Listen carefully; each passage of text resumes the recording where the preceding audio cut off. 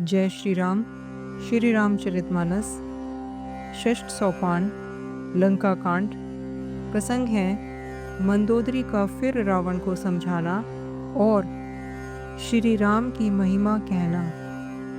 श्री राम जी के एक ही बाण से रावण के छत्र, मुकुट और मंदोदरी के कर्णफूल कटकर जमीन पर गिर पड़े। जब से कर्णफूल पृथ्वी पर गिरा तब से मंदोदरी के हृदय में सोच बस गई।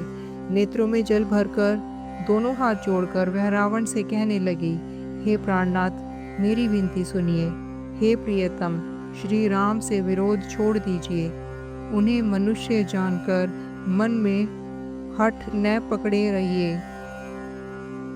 मंदोदरी रावण से कहती है कि मेरे इन वचनों पर विश्वास कीजिए कि वे रघुकुल के शिरोमणि श्री राम जी विश्व रूप हैं, अर्थात यह सारा विश्व उन्हीं का रूप है।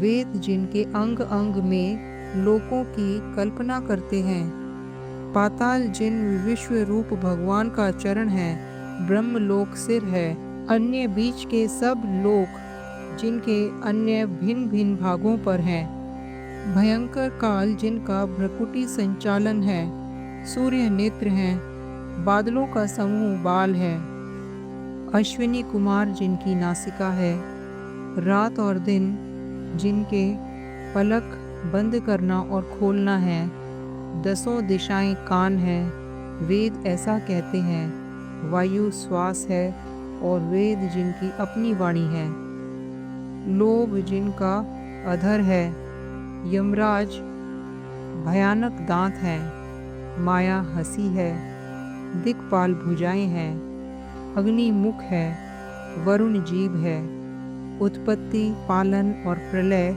जिनकी चेष्टा है, 18 प्रकार की असंख्य वनस्पतियां जिनकी रोमावली हैं, पर्वत अस्थियां हैं, नदियां नसों का जाल है, समुद्र पेट है और नरक जिनकी नीचे की इंद्रियां हैं। इस प्रकार प्रभु विश्व में है, अधिक कल्पना क्या की जाए।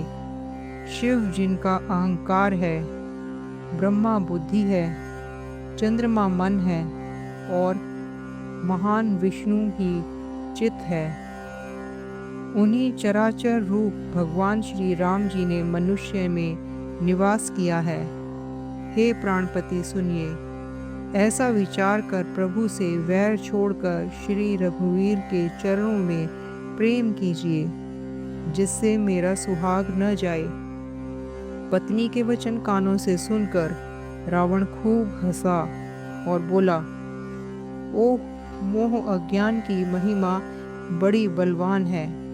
स्त्री का स्वभाव सब सत्य ही कहते हैं कि उसके हृदय में 8 अवगुण सदा रहते हैं, साहस, झूठ, चंचलता, माया, भय, मूर्खता, अपवित्रता और निर्दयता। तूने शत्रु का विराट रूप गाया और मुझे उसका बड़ा भारी भय सुनाया। हे प्रिय, यह चराचर विश्व तो स्वभाव से ही मेरे वश में है। तेरी कृपा से मुझे यह अब समझ पड़ा। हे प्रिय, तेरी चतुराई मैं जान गया। तू इस प्रकार इसी बहाने मेरी प्रभुता का बखान कर रही है।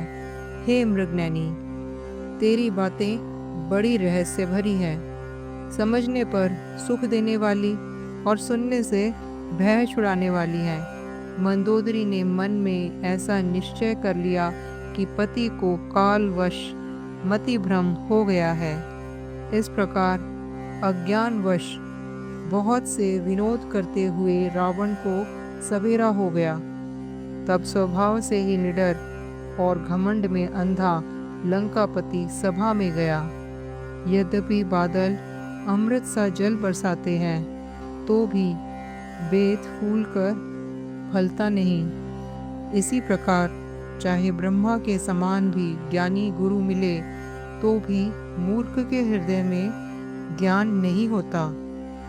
यहाँ सुबेल पर्वत पर प्रातःकाल श्री रघुनाथ जी जागे और उन्होंने सब मंत्रियों को बुलाकर सलाह पूछी कि शीघ्र बताइए, अब क्या उपाय करना चाहिए।